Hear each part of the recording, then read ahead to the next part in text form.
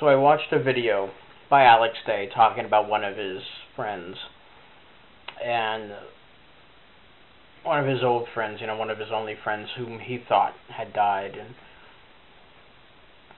And though my story, my friend, doesn't 100% correlate with his story,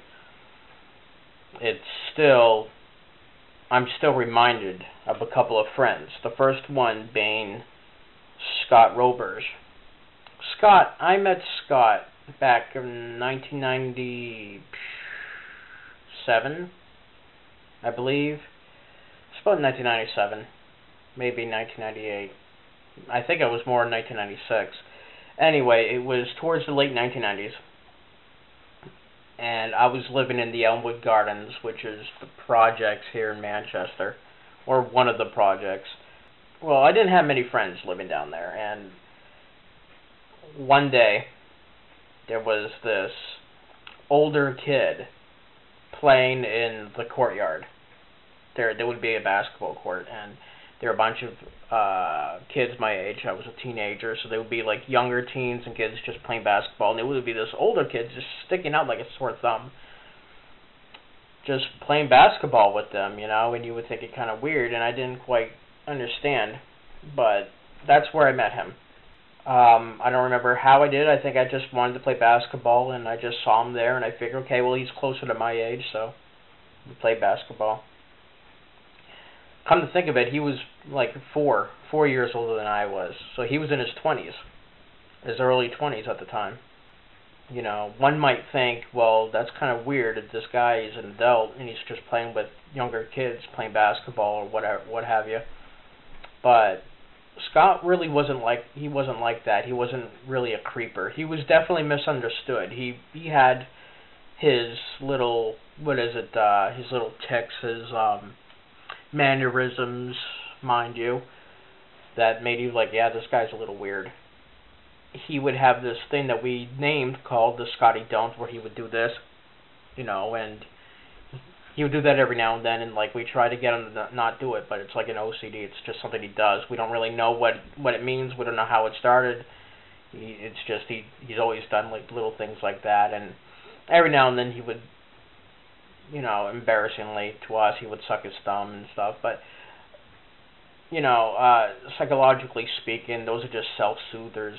So whatever stress that he put on that happened to him when he was younger, that's just his way of coping. But all that crap aside, he was a great guy. Definitely misunderstood, as I said. He was very nice. He was a soft-spoken person, even though he joked around a lot. He loved video games. He loved playing basketball. He loved sports in general. Like, his favorite football team is the Dallas Cowboys, and he would love it when the Patriots would go against the Cowboys. I think they did at one point, so we were butting heads when we were watching the Super Bowl, or at least one of the games that we would see them play. He actually lent me his Dallas Cowboys coat. It wasn't a jacket, it was definitely a coat. It was reversible, I remember that, and it was by Starter. He was definitely the kind of guy who was into the latest fashion trends. He loved Tommy Hilfiger. He was a big Tommy Hilfiger fanatic when that started becoming a big thing.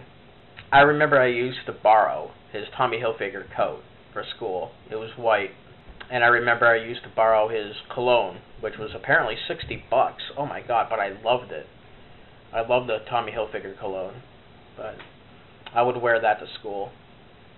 But over the years, we just lost touch. I moved away, and we just kept out of touch.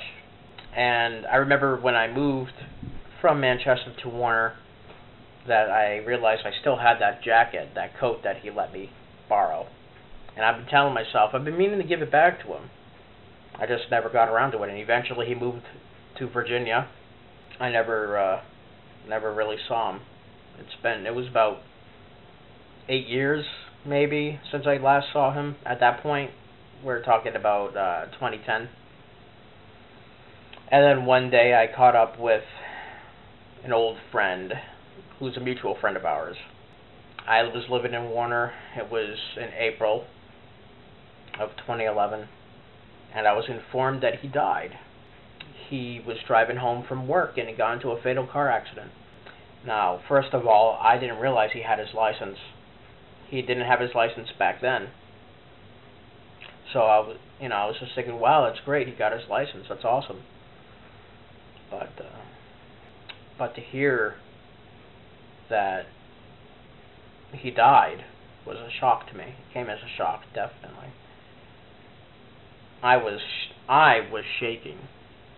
I decided to go out for a walk, and it being April, it was still kind of cold. I decided to take out the old jacket, the old coat that he let me borrow, that I've been meaning to give back to him, but just never did because I forgot and things like that. And I went for a walk, and I was shaking. I was shaking because he was one of the first friends I've had that died. Started putting things into perspective. I'm getting older, and so suddenly this started turning around on me too, because one day we were friends, the next day we weren't, and I don't remember why. I don't remember why we lost touch. I really wish that I would have remembered. It upsets me to lose touch with an old friend. I mean, we started hanging out, and I think one of the last times was I wasn't allowed to stay at his house because apparently his parents were away for a weekend, and I encouraged him to have a party, or I was one of the people who had a party there, and I was a bad influence on him. I think that might have been one of the last times I saw him because I didn't want to be a burden or something. I don't remember. That was one of the last memories I had of him. It's kind of weird, me being a bad influence on somebody who's older than I am. But as I said, Scott's kind of special. Yeah, I wouldn't say he was slow, but he was definitely special. This Monday, the 22nd, is going to mark the 2nd anniversary of his death.